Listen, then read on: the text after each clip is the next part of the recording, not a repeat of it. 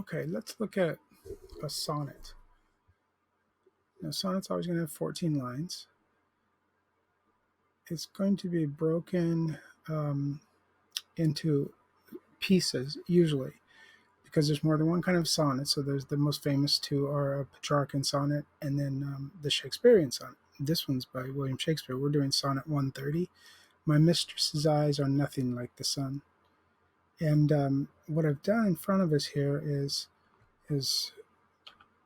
enlarged it for us. So hopefully you have a good view of that. And you're going to see the lines marked out 1, 5, 10, and 14. So there's a slight indentation here, but there doesn't have to be, right? So this is mostly just to help us see it. So I'm going to pull it apart even before I read it, and you'll be able to see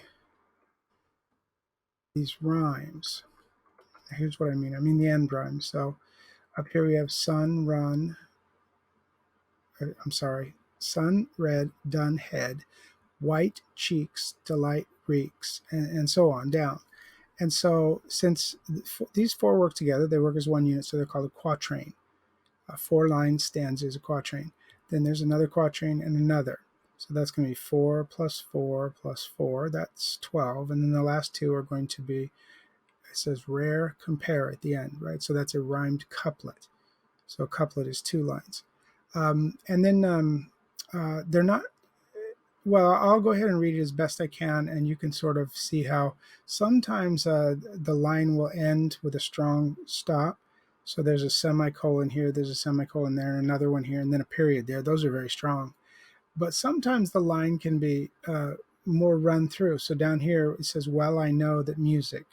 You're not supposed to really go, yet, well, I know that music hath. You don't really do it that way, right? So sometimes we say we're reading to the punctuation.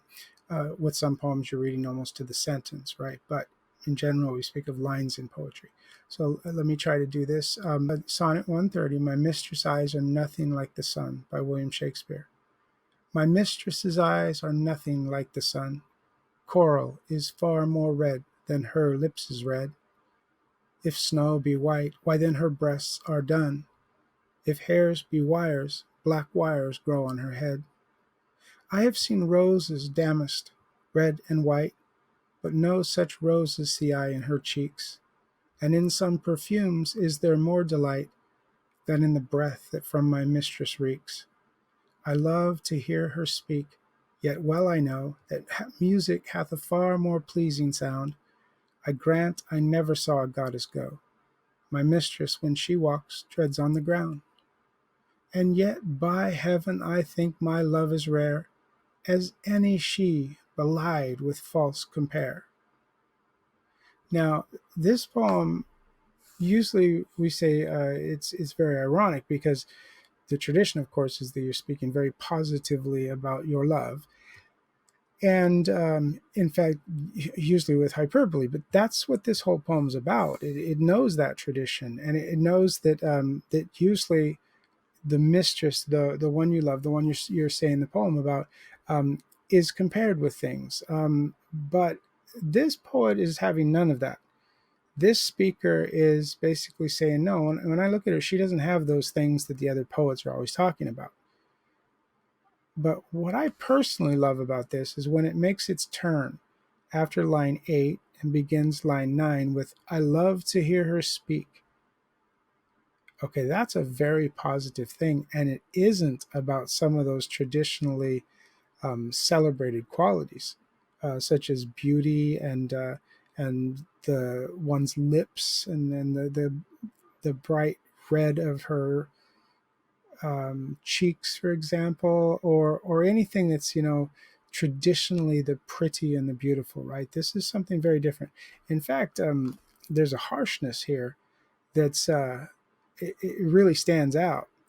Let me show you what I mean. When you say her eyes are nothing like the sun, well, he's just basically saying, I don't see that. Whatever poets are always talking about, I don't see that with my girl, right?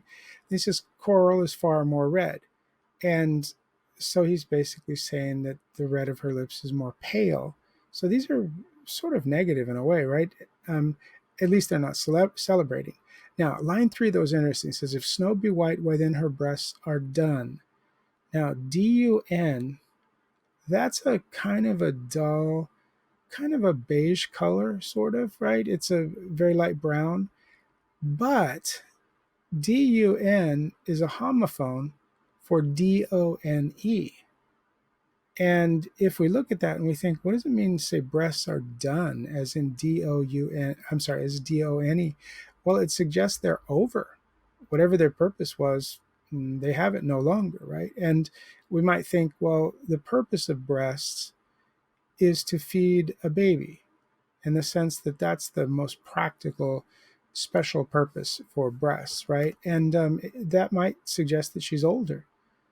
Now, it also could suggest that her skin is not white, which was so celebrated back then. It's it's a duller, more common flesh color, basically, right? Now the next line says, "If hairs be wires, black wires grow on her head." That seems pretty harsh too, to say her hair is like wire. Some people have said this might be a poem where Shakespeare is referencing someone who is not um, Caucasian, someone who's not a very light skinned person, and basically celebrating someone whose skin is darker and whose hair is more wiry or coarse. I'm not sure. I do know that in Romeo and Juliet, Shakespeare makes a reference to uh, the beauty of a jewel on an Ethiop's ear. Now, an Ethiop would be someone from Ethiopia, from Africa, and to make a comparison uh, and speak of Juliet shining out from her circumstances as the jewel would on a dark skinned person's ear, uh, that really stands out to me. And so I do think, at the very least, you can say Shakespeare didn't just have a super narrow sense of what could be beautiful in women. Now, then we go down a little farther through the poem into the second quatrain. We say, "I have seen roses damasked red and white, but no such roses see I in her cheeks." Again, he's brought in something that could be a traditional thing to say positively about a woman's looks. And he says he doesn't see that in his. And in some perfumes is there more delight. And this is where the part that stands out to us the most now. I don't know if 400 years ago it stood out quite as much, but it says, "Then in the breath that from my mistress reeks," because reeks is now considered a very strong um, word, as far as, instead of say it smells, which would be rude also, right? But reeks is even stronger. "Now I love to hear her speak, yet well I know that music hath a far more pleasing sound." So the sound of her speaking isn't what this person wants the most. "I grant I never saw a goddess go, my mistress." Now he's saying that she walks on the ground. She's immortal. But then the last couplet really solidifies the idea that if the speaker doesn't think she has these hyperbolic qualities, he still loves her, maybe despite that. "And yet by heaven, I think my love as right." Now, by heaven is a swear. That's sort of like saying, "I swear by heaven," right? So, "and yet by heaven, I think my love as rare as any she belied with false compare." Now, there's a double meaning maybe here, right? So, she is rare because she stands out in her own ways. That's one way to look at rare. But rare might also be used to describe the love.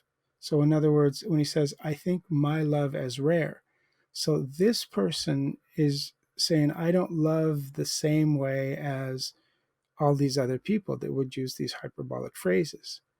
And it's a kind of a realism triumphant at the end of this, right? Where the person says, "Well, I know who she is for real, and she is real, and I love her," basically. So it's a very strange love poem, but well, it's 400 years old, and an awful lot of people have liked it ever since then, right? So in that shape there, we have that's a Shakespearean sonnet, 14 lines long, and you see how it has the rhyme couplet at the end. So it works with the 12 lines through the main body, and then puts that capper on at the end, right? Okay, that was sonnet 130.